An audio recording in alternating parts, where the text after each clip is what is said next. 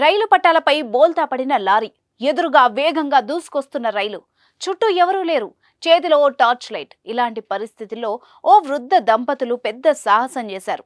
పట్టాలపై ముందుకు దూసుకొస్తున్న రైలు ప్రమాదానికి గురి కాకుండా చేసేందుకు ట్రైన్ వచ్చే దారిలో ఎదురెళ్లి హెచ్చరిక సిగ్నల్ ఇచ్చారు. టార్చ్ లైట్ తోనే రైలు లోకో పైలట్ కు సిగ్నల్ ఇచ్చి ఘోర దుర్ఘటన జరగకుండా నిలువరించారు. దీంతో ట్రైన్లో ప్రయాణిస్తున్న వేలాది మంది ప్రయాణికుల ప్రాణాలు కాపాడారు ఆ వృద్ధ దంపతులు. ఈ ఘటన తమిళనాడులో ఆదివారం తెల్లవారుజామున జరిగింది. మీ బిజినెస్ విస్తరించాలనుకుంటున్నారా? మార్చి 16-17 హైటెక్స్ లో franchise India biggest ఫ్రో expo.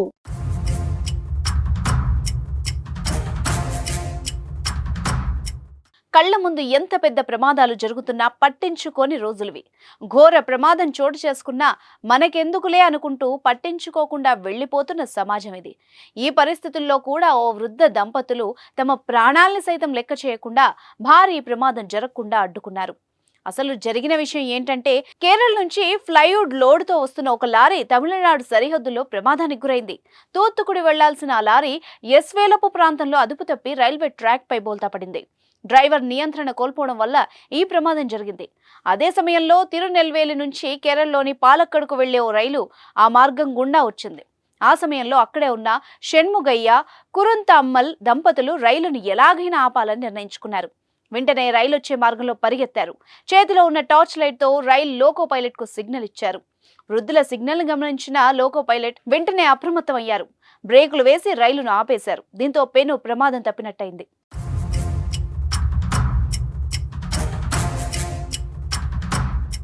Track పై బోల్తా పడ్డ లారీ పూర్తిగా ధ్వంసమైంది. లారీ డ్రైవర్ అక్కడికక్కడే ప్రాణాలు కోల్పోయాడు. డ్రైవర్ను ముక్కుదాల్ ప్రాంతానికి చెందిన మణికందన్గా గుర్తించారు. లారీలో ఉన్న క్లీనర్ ప్రమాద సమయంలో కిందకు దూకేసి ప్రాణాలు దక్కించుకున్నాడు.